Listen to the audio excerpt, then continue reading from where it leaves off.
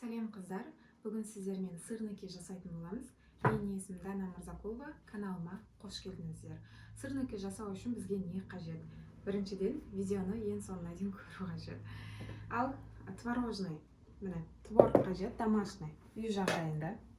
Міне, осындай болу қажет. Грамын барлығын жазамын. Одан кейін бір жұмыртқа, ұн қажет, және де шекер қажет.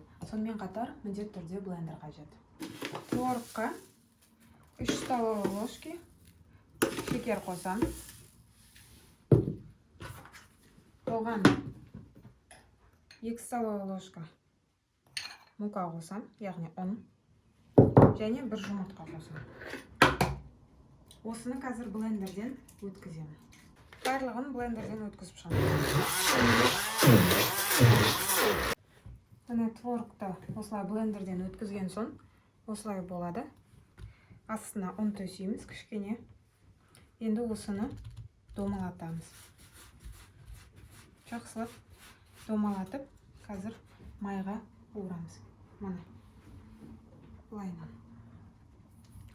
Барлық жерін туралап, домалатып шығамыз.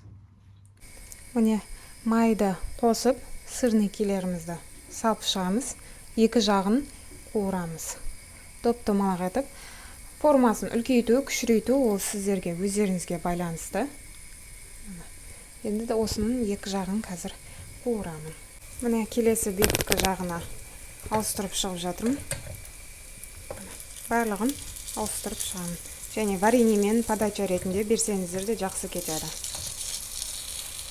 Сырникиіміз қыздар дайын болды. Міне былай шығады. Кейбіреулер үйде творог дегендерді жегенді балдар жақсы көрмейді. Сондықтан осылай творогты қосып, пайдалы нәрсе жасасаңыздар болады.